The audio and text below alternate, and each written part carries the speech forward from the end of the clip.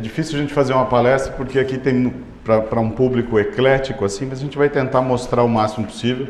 Fico à disposição, meu contato, enfim, para quem tiver alguma dúvida. Tentei não pôr teoria nenhuma, a ideia minha é mostrar. Sei que a gente tem um público eclético aqui, alguns já viram algumas coisas que a gente vai pôr aqui e outros não, né? Falando um pouquinho de dor, só aqui nesse cantinho, quem quiser ver depois, quando eu finalizar, nós temos duas máquinas de ver dor. Vocês sabiam que existe isso? Máquina de ver dor? Uma delas é essa aqui, é uma máquina de termografia, tá? E a outra é essa aqui, que é uma máquina de termografia também. E essa daqui é uma máquina, então, de 25 mil reais, essa é uma máquina de 90 mil reais, tá? É caro? É, mas 25 mil reais é uma coisa que já entra no orçamento, né? Essa daqui já é um pouco mais difícil, mas, enfim, vai ser interessante para vocês verem como é que a gente pode enxergar a dor, tá bom? Então vamos lá, vamos andar. Bom, a dor acompanha praticamente todos os procedimentos, mas ela é maltratada. Infelizmente ainda é. Se vocês acompanharem anestesistas humanos, né, a gente vai ver, ou algum parente, alguém que fez algum procedimento, você vai ver que a pessoa reclama de dor no pós-operatória, se sente mal, né, sofre. E na verdade, esse sofrimento, como eu costumo brincar, ele é opcional. Porque é possível hoje tratar, a gente tem ferramentas para isso, né? Eu acompanho um pouco essa parte de dor, porque meu irmão é neurocirurgião, professor da USP e da Unicamp de neurocirurgia humana, né, obviamente. Então a gente acompanha bastante essa parte de dor, né, parente, amigos, etc. E o manejo de dor que eles acabam fazendo. Mas é possível você tratar de forma adequada. O objetivo aqui nosso é mais dor crônica ou eventualmente algumas situações de dor aguda. Não é dor de anestesia, procedimento de bloqueio, etc. A gente poderia comentar alguma coisa, mas não é o tema. Mas a dor ainda é muito mal manipulada, seja em medicina humana, seja veterinária. Esse vídeo aqui é só para vocês terem uma ideia do potencial de controle da dor que nós conseguimos com medicina integrativa. Isso é uma cirurgia feita no Hospital da Universidade Federal do Rio de Janeiro. A maioria de vocês aqui ainda era criança quando foi feito isso, né? E foi em 1994, com o professor Van Tin Lan, que era o vice-diretor da Universidade de Beijing. Depois eu tive a oportunidade de estudar com ele na China em 2005. Ele já era aposentado, mas ele ainda deu um curso para nós. O objetivo disso, hoje ninguém vai fazer uma anestesia com acupuntura, mas é vocês saberem o seguinte: se eu consigo fazer uma cirurgia somente com eletroestimulação e agulha, será que eu não consigo tirar a dor crônica? Será que eu não consigo tratar a dor aguda? Ontem mesmo eu estava num curso e aí tinha dois atendentes, né, dois colegas no curso, um com dor no joelho e uma outra com uma fascite plantar. A gente resolveu a dor deles em menos de 20 segundos. A gente pode até fazer uma brincadeira aqui, fazer uma aposta. Tem umas agulhinhas aqui, se alguém tiver com dor e nunca fez acupuntura e quiser experimentar, dor no ombro, dor nas costas, na coxa femoral, onde for, quando a gente finalizar aqui, a gente pode mostrar para vocês como é rápido o efeito, tá? Na verdade, não dá nem para explicar para vocês fisiologicamente a velocidade desse efeito, porque a questão de eu pôr agulha e falar para você levanta e anda é muito rápido. Em ser humano, tá? Em animais nem sempre é assim. Essa aqui é uma cirurgia com analgesia também. Lembra que a gente usa o termo analgesia, não anestesia, com acupuntura de um tumor de tireoide. É uma senhora, isso é num hospital em São Paulo. Não vou falar os locais por questões éticas, a pessoa, né? Tem mais uma outra cirurgia aqui que é uma hérnia inguinoescrotal. Logicamente que você tem que ser uma pessoa zen, né? Porque você vai estar quieto ali, ela está conversando com o anestesista, ele está perguntando, está sentindo alguma coisa? Tem um cara tirando o tumor na tireoide e ela falando, não, está tudo tranquilo aqui, né? Então, é uma senhora muito calma, você tem que ser um paciente ideal. Então a gente pode fazer isso num cavalo, a gente pode fazer isso numa cadela, né? E a gente pode fazer isso num ser humano. Então, esse é o potencial que eu tenho de analgesia ou de controle da dor somente com agulha e eletroestimulação. Se eu estiver num avião com o meu eletroestimulador, que ele passa na alfândega e anda na minha mochila, e as minhas agulhas que andam na mochila, e eu estiver atravessando o Atlântico e alguém tiver uma cólica de rim, né, se você não tiver medicamento, a gente consegue resolver em grande parte. Isso aqui não é propaganda, mas é só para deixar bem claro que tudo isso aqui pode ser usado com medicina complementar. Então, o primeiro tabu que a gente tem é: não posso fazer anti-inflamatório e acupuntura ao mesmo tempo, não posso fazer físio com anti-inflamatório, não posso usar laser com anti-inflamatório. Com certeza você pode usar sim, tá? Outra coisa que a gente tem aqui, corticoide. Corticoide, ele tem um efeito analgésico adjuvante, que a gente chama, tá? Eu até escrevi um capítulo de livro sobre corticoide, num livro de farmacologia, o que é estranho para uma pessoa que faz medicina complementar, mas isso aconteceu porque eu estudava muito corticoide até para poder falar mal dele, né?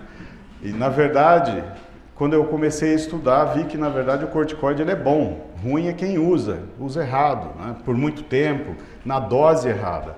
Corticoide é muito bom. Uma indicação de corticoide no dia a dia de vocês, aquelas dor de garganta por Covid, a única coisa que tira a dor de garganta é o corticoide, né? Você pode chupar uma pastilha de morfina que não vai resolver seu problema. Então, o corticoide ele tem sim um efeito analgésico adjuvante, que se empregado numa situação correta, onde você tem um efeito inflamatório importante, ele enxuga, tá? Então a gente usa tudo em conjunto. Isso é outra coisa importante, a gente não vai deixar de usar alguma coisa, a gente vai pôr a mais. Então se você ficar com medo e falar, vou indicar para fazer ozônio, fazer acupuntura, fazer um campo magnético, você não vai deixar de usar, você vai usar também. Mas, à medida que você observa que teve um efeito terapêutico, o que você pode fazer? Ir tirando o medicamento. O medicamento ele é bom porque ele é rápido, ele é pontual, ele tem uma farmacodinâmica, mas, infelizmente, o uso prolongado do medicamento pode dar problema. Avaliação do paciente. A gente tem uma avaliação muito peculiar. Nós costumamos fazer palpação para achar a dor.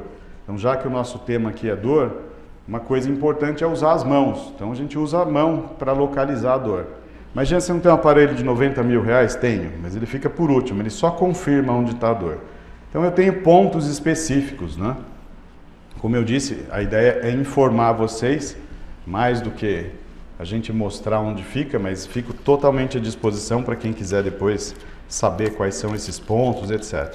Eles são muito preditivos. Para gente que tem um pouco mais de experiência, eu digo para vocês que eu tenho 95% de confiabilidade. O que significa isso? Que se eu apertar e doer, eu radiografo ou faço um ultrassom e a lesão está lá. Então, a gente fez esse exame, detectou, faz radiografia ou ultrassom, a gente identifica o local. E aí a gente vai fazer a prática que for adequada, né? Exame de displasia. Então, cachorro em pé, não precisa fazer ortolane. Ah, mas eu aprendi ortolane. Se eu fizer um ortolane agora, vai dar positivo, né? Ainda mais com 47 anos, o ortolane já dá positivo. Então, às vezes, você tem um desconforto. É uma posição desagradável. Isso aqui não tem erro. Apertou, você vai ver que ele vai virar para o lado e vai falar assim, ó, tá doendo ali, ó. E vai falar qual lado que dói mais, que é o direito, ó. Olha lá. Então a gente pode fazer isso e identificar. Cavalo também tem esses pontos para a gente identificar a dor, né? Infelizmente o cavalo não vem assim, desenhado. Então como é que eu vou guardar isso? Vai ter que estudar. É o único jeito. É o que a gente acaba ensinando. Vocês já viram cair um cavalo apertando ele com uma mão? Então, dependendo de onde eu aperto, eu derrubo ele, tá? Existem pontos que doem e eu consigo derrubar o cavalo apertando ele. Dá para fazer isso com vocês também, qualquer um. Tem vários pontos em vocês que a gente vai achar que está dolorido, né? E aí, muitos desses pontos são até pontos de artes marciais, né? Olha esse cavalo, quando a gente pressiona aqui o tórax dele, ele empina. Esse é um ponto relacionado à parte cardiovascular. Então a gente pode fazer isso, né, de diversas formas. Ou às vezes ele pode ficar um pouco até mais bravo, né? Se é uma mula que tem uma lesão de coluna, todos esses pontos, eles têm uma localização precisa, tá? Então a gente não faz isso de forma aleatória. Então, dá para fazer isso em qualquer espécie. Lógico, quanto maior o animal, mais fácil da gente fazer isso. Bom, vamos lá na máquina que enxerga a dor. Então a termografia, o que ela enxerga? Uma alteração circulatória, basicamente é isso. Mas eu consigo, a partir dessa alteração circulatória, inferir alguma coisa. Essa aqui é uma senhora, eu estava atendendo o cachorro, daí o pessoal, o senhor não dá uma olhadinha, né? Eu não clinico ninguém, tá? Ninguém me processa, eu só oriento. Aí a senhora veio e tinha operado o joelho. Vocês acham que o tratamento de dor dela tá bom no pós-operatório? Tinha 10 dias de cirurgia. Então, assim, a cirurgia, o evento é crônico, 10 dias. Mas como é que está a situação da ferida dela? Aguda. Isso aqui é uma celulite, uma epicondilite no braço, um processo infeccioso. Também uma outra cliente, eu olhei e falei, ó, procura o médico porque a senhora precisa de antibiótico, não de anti-inflamatório. Você tem uma infecção no seu cotovelo. Esse é um coitado, operou o joelho, eu falei, ó, o seu joelho que você mexeu tá bom, mas o outro tá ficando ruim. Isso é uma claudicação de compensação. O cara operou e começou a andar torto, né? Para o outro joelho. Essa é uma senhora que estava com dor de dente. Então dá pra gente ver aqui, ó, o dor de dente. E ela bateu, pôs uma compressa de água quente no braço. Só que ela demorou muito com a compressa. Olha o que a gente enxerga na foto normal e olha o que está no braço dela.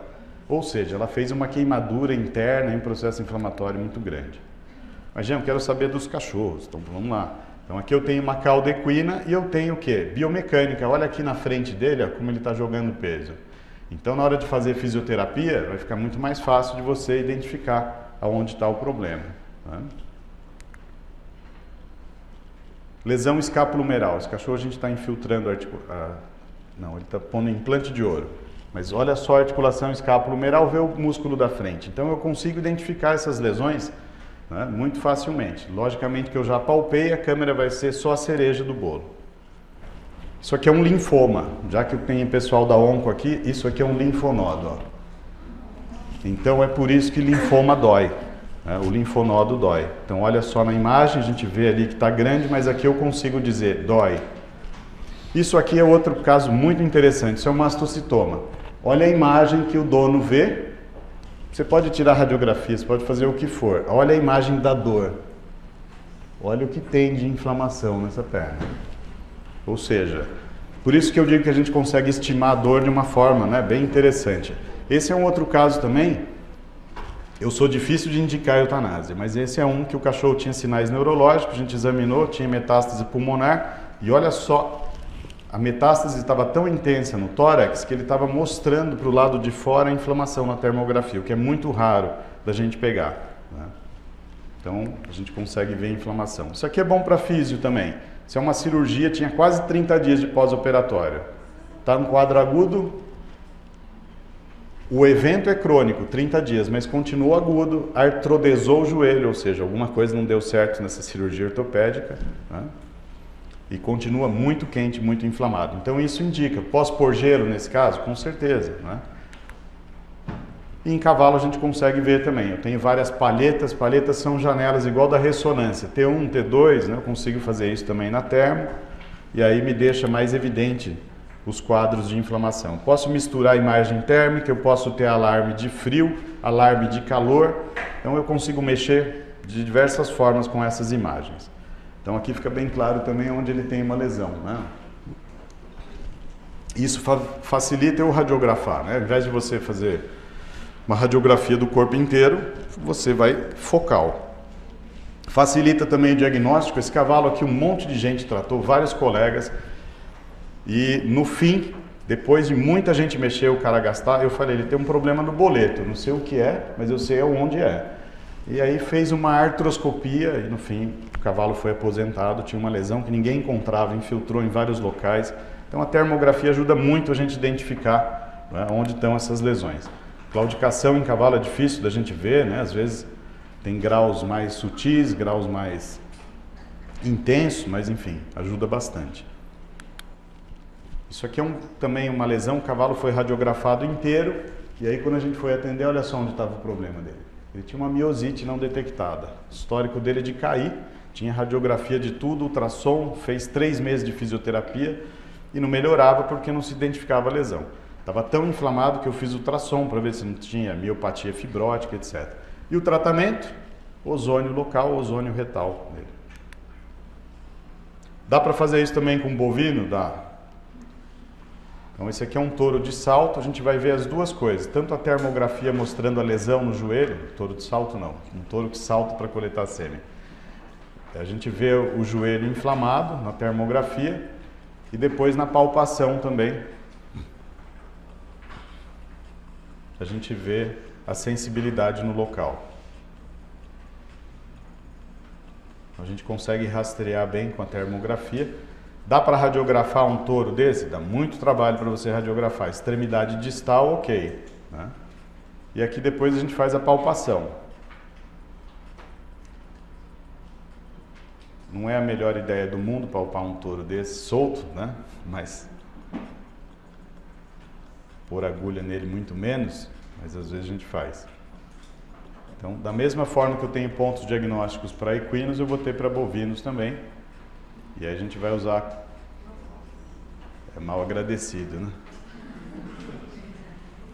Foi uma reportagem do Globo Rural, a mulher falou assim, o senhor nunca levou um coice? Eu falei, até você fazer essa pergunta não, mas hoje, pelo visto... Então, e a gente consegue também avaliar a melhora da dor, né? Eu mostrei para vocês só o caso agudo, mas depois eu acompanho o meu paciente para ver se melhorou. Então esse touro aí depois a gente fez ozônio nele no tronco, fez acupuntura nele fora do tronco, apalpou ele antes e depois e conseguiu uma analgesia nele imediata. Então é possível a gente fazer isso em qualquer espécie. Então à medida que eu vou pondo a agulha, a dor no local vai sumindo, ele vai ficando mais tranquilo com a palpação, né? Então, como eu disse, é bem imediato esses efeitos. Bom, acupuntura manual. O que é a acupuntura? Ela é um estímulo que sai do nervo periférico para o central. Nada mais é do que uma forma de comunicação. Quando você faz carinho, quando você toca a pele, você está fazendo o quê? Comunicação com o sistema nervoso central. Aliás, aonde mora a dor? A dor mora aqui, ó. Quando a gente usa anti-inflamatório, quando você faz um bloqueio anestésico ou qualquer técnica, o que a gente está tentando fazer? Deixar a dor não chegar aqui. Porque quando ela chega aqui, a gente tem consciência dela. A partir do momento que você tenta segurar, e não é só consciência, o professor Stélio deve ter falado que tem a sensibilização também. Você faz um procedimento cirúrgico, cortou, se você não tinha bloqueio, fez só uma anestesia inalatória, o corte ele não está sentindo, mas o estímulo vai chegar no sistema nervoso. Quando esse paciente acorda, ele vai ter muita dor. Então qual é a ideia? Não deixá-la chegar no sistema nervoso. E a acupuntura consegue bloquear, né, nessa condução, nessa estrada, que são os tratos. Os tratos a gente usa eles bastante em neurologia para identificar lesões neurológicas, mas a gente usa ele também como caminho das sensibilidades. Então a gente consegue modular o trato para que não chegue a dor nesse local. E eu tenho efeitos analgésicos, eu tenho efeito também de modulação do sistema neurovegetativo, eu tenho efeitos também de imunomodulação. Então, tem uma série de efeitos que eu consigo quando eu faço esse estímulo periférico. Um mecanismo de ação bem simples para a gente entender é o desse vídeo aqui, que foi feito lá na USP. Então, a gente tem uma jovem com dor, pode ser qualquer um de nós aí, de ficar sentado na cadeira, e aí ele vai pegar um ponto de acupuntura que fica aqui na mão, a gente usa bastante. A gente tem o ID3 e a gente tem o TA3, né? São dois pontos que ficam aqui na extremidade do dedo. Então vejam o que é aquilo que está ali aparecendo, aquele desenho, né? São as substâncias inflamatórias, os neurotransmissores relacionados à dor, histamina, bradicinina, que estão sendo liberados ali.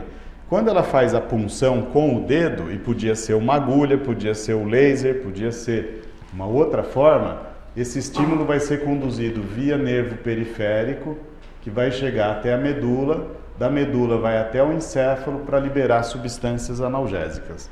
Então esse é um mecanismo bem simples. Olha lá, o efeito está apertando o nervo periférico, foi até o encéfalo e do encéfalo desceu nossas substâncias analgésicas. Entre elas, os canabinoides também, que tem muita relação com o mecanismo de ação da acupuntura, né? Os endocannabinoides. E aí, tirou a dor. Então, quando eu faço isso, por exemplo, na coluna de um cavalo ou na coluna de um cachorro que tem uma lesão de hérnia de disco, esses estímulos ali eles podem suprimir os neurônios, né, que conduzem a atividade nociceptiva. Suprimindo essa atividade nociceptiva, ou seja, de dor local, a gente tem uma melhora da dor.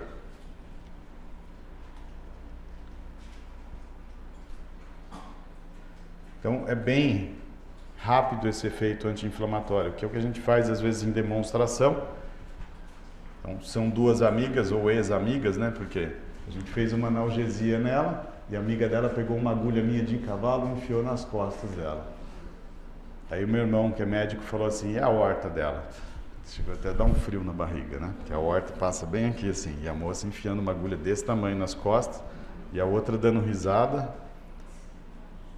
E sabe o que é engraçado? Tem gente que tem medo de agulha. Então a gente não mostra, põe uma agulhinha bem fininha, põe eletro, a pessoa não percebe. Vocês não estão fazendo nada, não. E a gente filmava isso antes do curso, né? A pessoa com uma agulha enorme nas costas, ela via quase desmaiava. E esse é o efeito do opioide endógeno. Vocês já viram o opioide endógeno? É isso. Então isso aqui é uma discoespondilite. Esse cachorro fazia 2 dias que não dormia, né? Com dor. Então o que a gente fez? Manteve o anti-inflamatório, manteve medicação tramal, gabapentina, anti-inflamatória para dor aguda e mesmo assim ele tinha dor. Quando fez a acupuntura ele relaxou. Hepatozum distende a cápsula. No fígado a gente tem a cápsula de Gleason, que é super inervada. Então quando ela distende, quando você tem um aumento do fígado, isso dá um estímulo. Aqui é um cachorro que tinha polirradículo neurite. Em geral os polirradículos não doem, mas pode doer, igual o Guillain-Barré, porque descasca o nervo, né? E aqui a gente vê também o cachorro confortavelmente dormindo. Então, o que a gente vê na medicina humana, que é o uso de acupuntura, a gente vê também na veterinária da mesma forma. Esse aqui é um cão que tinha doença renal. E aí, uma das indicações, se eu tenho doença renal e eu estou travado da coluna, como é que fica a questão do anti-inflamatório, né? Posso diminuir dose, tem que arrumar algumas alternativas. Tem trabalhos que demonstram que até você pode usar anti-inflamatório em paciente renal, mas a gente tem um certo cuidado. Então ele tinha dor, rigidez, estava fazendo fluido, tratando em conjunto na clínica, todo travado. E a gente então, olha só como ele tem o passo curto, então só olhando ele andar a gente já sabe que ele tem uma lesão cérvico-torácica, né? Aí nós fizemos a acupuntura e aí outra coisa legal, né? Até na foto ele está com soro, ou seja, você faz fazendo a fluido, não muda nada. Esse é o ponto da integração. Você continua fazendo o que é necessário, você continua na clínica, você continua fazendo o que é preciso, né? E aqui ele depois de destravado, parece um cachorro novo, né? Foi até brigar. O dono defendendo o pastorzão. Frouxo. Então, se você tem um paciente renal, é uma indicação, né, importante para a gente preservar. Esse aqui é um caso de uma discopatia grave. Discopatia cervical, a gente consegue manejar muito ela conservativamente. Depende do quê? Do grau de frieza seu. Por quê? Porque esse cachorro vai ter dor, esse cachorro vai chorar, né? O veterinário às vezes fica assustado. Procedimento cirúrgico é o ideal, lógico, uma boa cirurgia. Só que para ter uma boa cirurgia, você precisa ou de um exame de ressonância ou tomografia. Você precisa de um bom cirurgião. Você precisa de dinheiro, precisa de tempo, uma série de coisas que às vezes pode não estar disponível. Ou se o animal tem outras comorbidades. Então eu tenho uma opção. A gente trata muito, olha só. Tudo isso aqui é o canal obstruído. A medula está aqui, ó. Tem um monte de tomo e ressonância disso, né? Tem um monte. Ou seja, é possível tratar. O cachorro não morre de hernia de disco cervical, né? Eu nunca vi.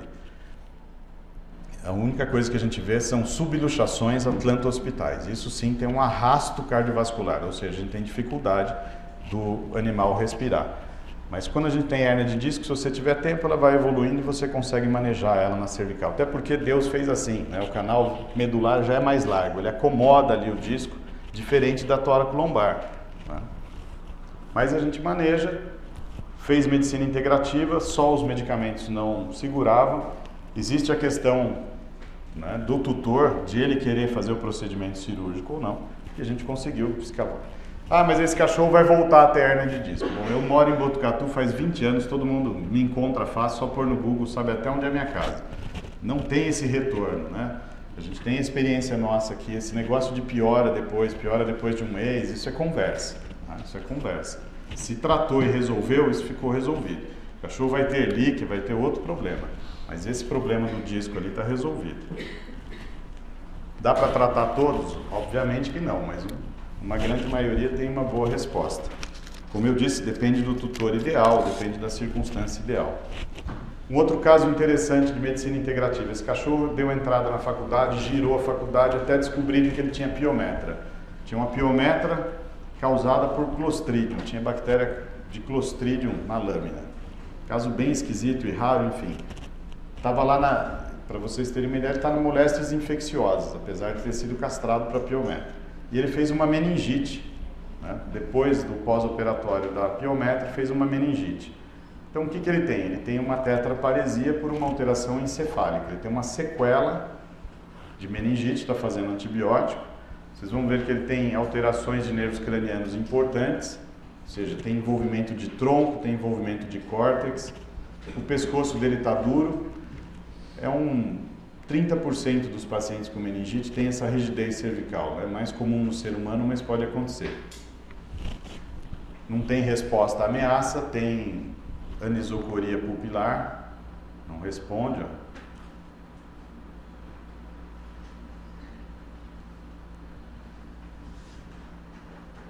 A gente vai pôr depois, não sei se eu cortei, não, não tem resposta. Isso a gente testa o nervo trigêmeo, também testa o córtex, parte motora e nada. Rigidez cervical, ou seja, é um caso bem grave, sem resposta fotomotora. Olha a pupila dele como ela não contrai. E aí, quanto tempo para a gente recuperar um paciente desse?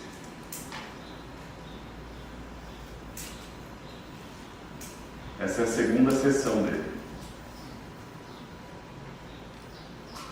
Ele fez 2 sessões de acupuntura, isso é 7 dias depois. Já restabeleceu a resposta.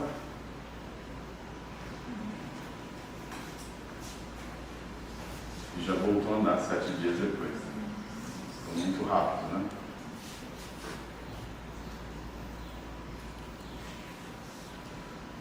Esse é um outro caso interessante. Essa senhora chegou chorando.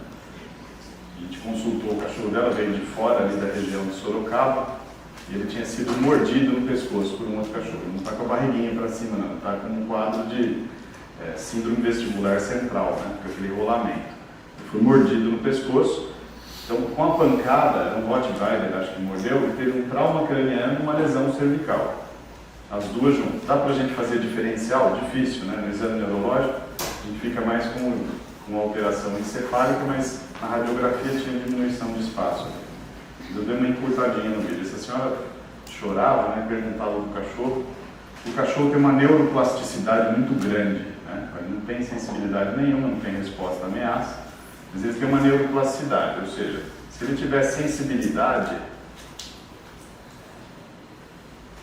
se conseguir comer, tem chance.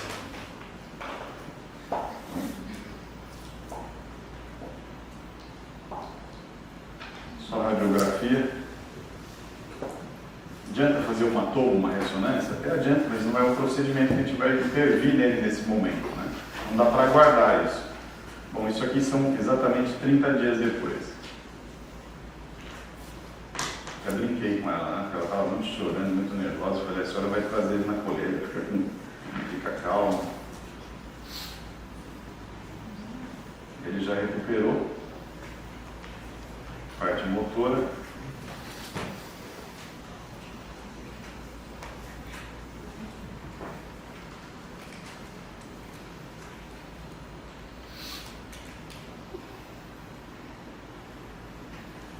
E aí ele andando. Uma recuperação aí bem rápida, aí dentro desses 30 dias. Né?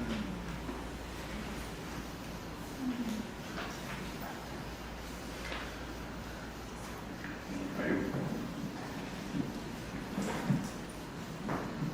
Então aqui antes e aí depois. Bom, outras técnicas que a gente tem mais simples, né? Mocha-bustão. Mocha-bustão é o uso de um bastão como se fosse um charuto, né? E você aquece. Ah, mas isso é muito esquisito, né? Parece cannabis, mas na forma integral dela, porque é um bastão como se fosse um charuto, né? É uma cannabis diferenciada. Mas na verdade é uma erva chamada Artemisia vulgaris, a gente usa ela de diversas formas. Tem esse cone que a gente amarra, esse charuto, e é um cachimbo, né, que a gente chega próximo, então você usa a madeira ao invés de ficar segurando com a mão. Ou a gente põe dentro desse roller aqui dentro e você rola na coluna. Então isso tem um efeito analgésico muito grande, eu posso pôr na agulha de acupuntura. Lembrar o seguinte, quando você tem dor por artrose, problemas osteomusculares, tudo isso melhora com o calor, né? Então é uma forma de você fazer uma termoterapia. É uma termoterapia antiga, olha só que bacana essa, né? Raiz. Essa daí é mais intensa, a gente pode pôr na agulha também no cavalo. Olha só a temperatura na termo, 130 graus na extremidade da agulha. Isso é uma caixinha de moxa que a gente pode aquecer e pôr nas costas, super confortável também para dor. Tem vários trabalhos que mostram que aumenta a vasodilatação renal, ou seja, melhora a perfusão renal. Não é só a coluna que vai melhorar, mas eventualmente melhora a função renal também do paciente. Isso é o termo visto na termografia, a gente fazendo o tratamento de calor. Então, espondilose, hérnia de disco cervical, hérnia de disco tóraco-lombar, a gente pode usar essa ferramenta para trabalhar os pacientes. Então aqui tem os vários tipos de equipamentos que a gente usa. Aqui em cavalo também é a mesma coisa, a gente pode fazer. Então a gente faz para dor na coluna também. Então é uma técnica não farmacológica que você consegue manter o animal num tratamento de coluna de forma bem eficaz. Aqui num gato. Bom, falando um pouco de medicina integrativa, isso aqui eu adicionei agora porque eu vi que tem um monte de gente de onco aqui, né? E na oncologia a gente sabe que uma das causas do câncer, né, nunca vai ter uma única causa para a doença, nenhuma, né? Pode ser um vírus, mas esse vírus não vem sozinho. Sempre tem alguma coisa que facilita a entrada dele. Mas basicamente quando eu tenho tumor eu tenho o quê? Inflamação, né? Tem inflamação. Olha só, quando a gente pega esse efeito Warburg, o que a gente tem ali dentro da célula? Tem o ácido lático, tem alteração de pH. Então eu sempre tenho um ambiente inflamatório, né? Tem muito médico integrativo que às vezes leva paulada, né? Porque ele fala assim, você não pode tomar leite que inflama. Daí o pessoal, pô, fica com esse negócio de inflamação, comida que inflama. E realmente a comida inflama, por quê? Porque às vezes tem muita caloria, né? Ela contribui para o processo de aumento do seu metabolismo. O leite não causa câncer, né? Não pode ter a mente engessada. É óbvio que ele não causa, mas existem substâncias que aumentam o processo inflamatório. E a gente sabe que então, se eu tiver espécies reativas de oxigênio, os famosos radicais livres, se eu tiver excesso de citocina, etc., tudo isso contribui com o câncer. Aqui tem um nome aqui, ó, NF-kappa-beta. Guarda esse nome, acho que a gente não vai chegar a tempo lá, mas eu ia falar um pouco de ozônio para vocês. O ozônio modula NF-kappa-beta.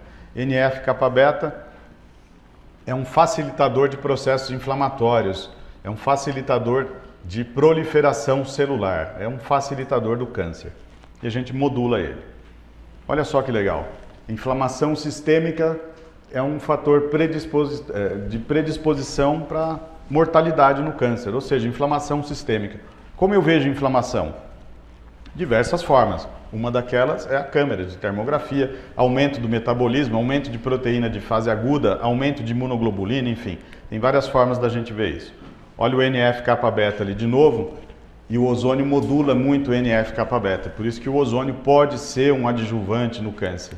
O problema da medicina integrativa, ela começa a errar, e a medicina convencional começa a errar também quando eles querem trabalhar sozinhos, só eles, né? Não existe isso mais. Você tem que usar o melhor dos dois mundos. Você precisa saber que tipo de câncer, você precisa ter biópsia, você tem muita quimioterapia efetiva, mas você precisa saber que existem outras coisas. Então, nos Estados Unidos, eles, desde 2000, têm o Instituto Nacional do Câncer com a parte de oncologia integrativa, né? Hoje, em 2018, tem mais de 50 centros. E se vocês quiserem o mais caro, o médico mais caro, mais difícil de vocês marcarem uma consulta hoje no Brasil, são médicos oncologistas integrativos de São Paulo. Você não vai conseguir marcar a consulta. Eles têm uma equipe de nutricionista, massagista, psicólogo, acupunturista, todo junto, uma equipe muito grande para tratar de paciente oncológico. E com uma resposta, assim, fantástica. Bom, medicina baseada em evidência. Só para a gente falar um pouco de onco, a gente tem em Harvard parte de medicina integrativa. No Johns Hopkins a gente tem medicina integrativa. Tem o Centro Americano, Instituto Nacional do Câncer, com a parte de pesquisa e medicina integrativa. O Ministério da Saúde americano tem o Centro Nacional de Medicina Integrativa, ou seja, a ideia é a gente buscar um tratamento integral. O que tem a ver com isso aqui que a gente está falando? Tem a ver com controle de dor, por exemplo, né? Então a pergunta é, dá para fazer cirurgia? Então opera sempre que possível, não sei que tem algum impedimento. Não dá, tem quimioterapia? Tem, então vamos usar.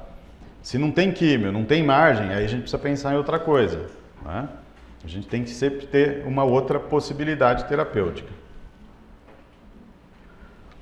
Então um carcinoma avançado como esse, às vezes centros, assim como até a universidade, nega a cirurgia para um paciente desse porque fala, já tem uma metástase pulmonar, não vale a pena. E essa história de não vale a pena, a gente tira, trata e o animal tem sobrevida, né? É um caso, eu não opero muito, mas às vezes eu opero alguma coisa que é de colega ou que eu gosto. Então esse era um caso de uma colega veterinária, o cachorro dela, a gente fez a cirurgia e depois manteve com fitoterapia, visco, etc. Esse é um outro caso grave. Cão resgatado, antes que alguém fique triste, queira matar o dono, né? Cão de resgate, ou seja, estava na rua. Olha a termografia mostrando como está o processo para nós. Enquanto a gente estava achando quem ia operar esse cachorro, se ia operar, se a gente vai fazer químio, o que vai fazer, medicina paliativa. O ozônio ajuda muito com esse processo inflamatório, então a gente pode fazer uma aplicação local. Ele tem um efeito também citotóxico, dependendo da forma como a gente usa. O ozônio ele vai ter vários efeitos dependendo de como a gente for utilizá-lo, ok? Tem várias vias de aplicação. Mas enfim, a gente fez esse tratamento paliativo até que fosse possível fazer o procedimento cirúrgico e o acompanhamento dele. E aí nesse acompanhamento a gente continua com ozônio de outra forma, com acupuntura, visco, terapias de controle da dor e a termografia sempre mostrando para a gente se está inflamado ou não, para ter uma ideia, né, se tem dor ou não. Medicina paliativa, sempre, na verdade a gente deixava a medicina complementar para a medicina paliativa. Qual é a mudança de chave? Por que não começa tudo junto já de uma vez? Tem a questão financeira. Questão financeira, até fiz uma live antes de ontem, sem preparar nada com uma empresa de cartão de crédito veterinário. Eu conheço o dono, ele me convidou, eu nunca falei de questões financeiras, mas hoje você tem como parcelar tratamentos, né, no cartão, uma série de coisas. Cabe ao veterinário achar uma saída. O sujeito ele não quer deixar de fazer, mas ele fala assim, eu não tenho agora 6 mil reais para arcar com tudo isso, mas se você conseguir uma forma de dividir isso, mesmo que tenha juros, os juros ele faz o quê? Faz com que você tenha o usufruto imediato. Eu quero comprar esse computador novo, eu não tenho dinheiro. Mas se eu parcelar, vou pagar juros. Ok, eu vou pagar juros, mas eu vou desfrutar agora do meu computador. Eu vou pagar juros da cirurgia, mas eu vou desfrutar agora da saúde do paciente. Se a gente fugir dessa discussão, você não vai fazer o que tem que ser feito. Então, a gente consegue avaliar a extensão dessas lesões e fazer um tratamento concomitante com o tratamento, seja quimioterápico, seja cirúrgico, seja de qual forma for.